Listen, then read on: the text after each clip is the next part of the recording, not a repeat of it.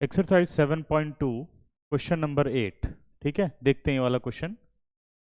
तो क्वेश्चन कह रहा है I B the integration of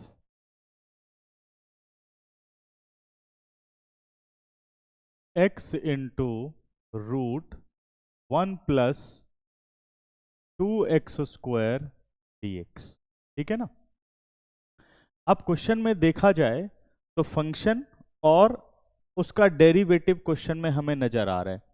अगर मैं ध्यान दूं तो हमारे पास, अगर मैं एक्स स्क्वायर का डेरिवेटिव करूं तो 2x मिलेगा, यानी ये रहा हमारे पास 2x से रिलेटेड x, यानी fx हमारा x स्क्वायर हो गया और f डैश x हमारा x हो गया।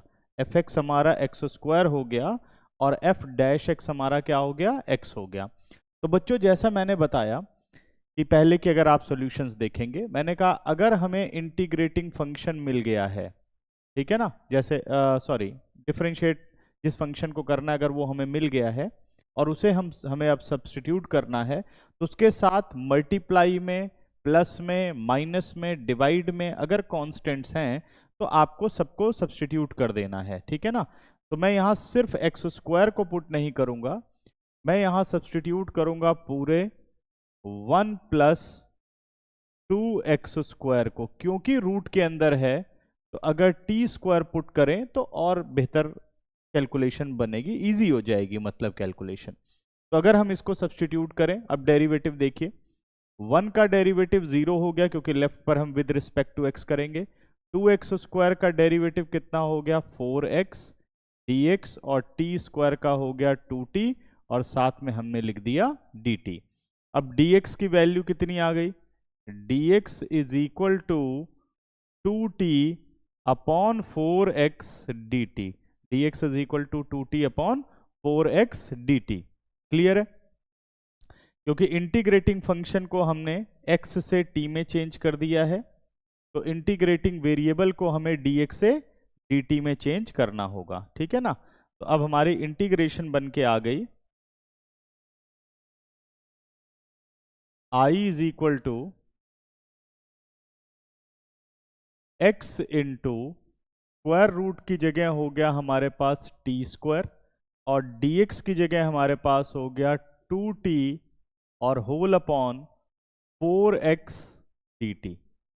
देखो बच्चों, x और x कैंसिल आउट, 2 से 4 कट गया, कांस्टेंट को ले आओ बाहर, 1/2, root of T square is t into T dt।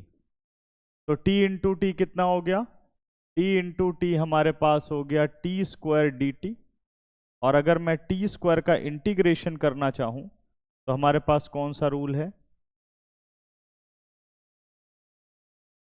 Integration of x to the power n dx, integration of x to the power n dx which is equal to x to the power n plus 1 upon n plus 1 plus c।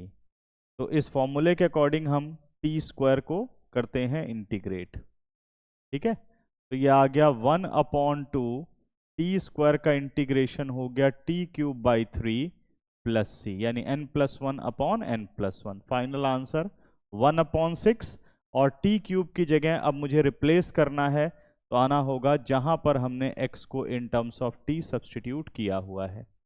तो t की value कितनी आ गई, square root of 1 plus 2x square, square root का मतलब power कितनी हो गई, हाफ, तो 1 plus 2x square is to power half, और बाहर 3 है, ब्रैकेट के अंदर बाहर पावर्स हो गई मल्टीप्लाई, तो 3/2 प्लस c। तो ये क्वेश्चन नंबर 8 का हमारा फाइनल आंसर हो गया।